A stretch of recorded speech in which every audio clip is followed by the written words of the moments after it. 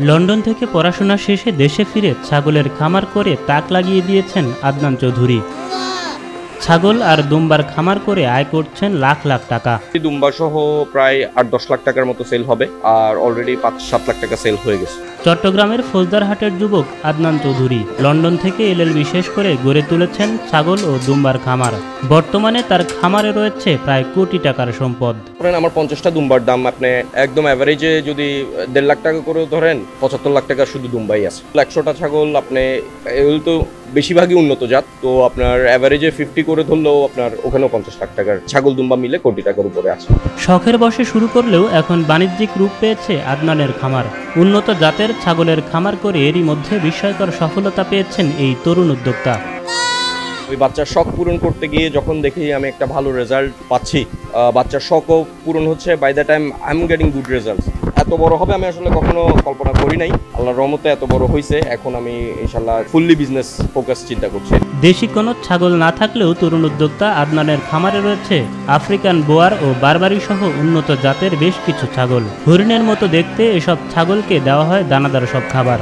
এই জাতটা হচ্ছে বারবারি জাত। এটা হচ্ছে মানে দেখতে অনেকটা হরিণের মতো, কানগুলো একদম খাড়া খাড়া, খুব সুন্দর। মোস্ট বিউটিফুল ব্রিডের মধ্যে একটা, বাংলাদেশে পাওয়া যায় এরকম মোস্ট বিউটিফুল ব্রিডের মধ্যে একটা, যেটা খুব কিউট। এভরিডে আমি ওদেরকে ফিড করছি হচ্ছে দানাদার খাবার দেই, সাইলেজ দেই, ঘাস দিই। ঘাসটা আমার সোর্সিং হলেও বাকি দুটো আমি আউটসোর্সিং করে দিচ্ছি।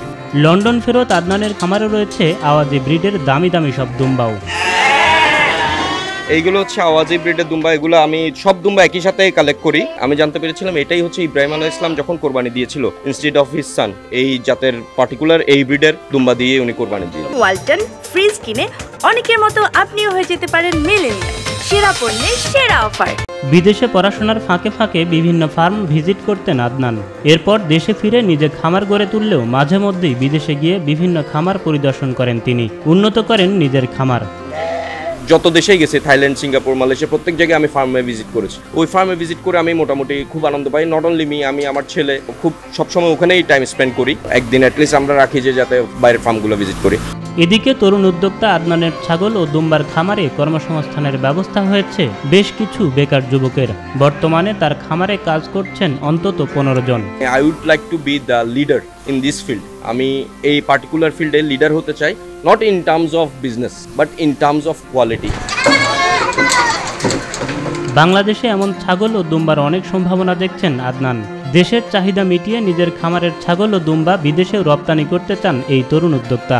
ছাগলের পাশাপাশি 10,000 লেয়ার মুরগির একটি খামারও রয়েছে আদনান চৌধুরীর। আমরা নিজেরাই যদি এগুলো ক্রিয়েট করতে পারি, ডিমান্ডটা এনাফ সাপ্লাই দিতে পারি, তাহলে উই ক্যান ডু ওয়েল। প্রচুর সম্ভাবনা আছে এখনো। বাইরে থেকে আসছে মানে গরু, আমাদের বাংলাদেশে গরু এনাফ নাই বা পশু পাখি এনাফ নাই। নট অনলি বাংলাদেশের ডিমান্ড সাপ্লাই করতে পারবো, এক্সপোর্টও করতে পারবো।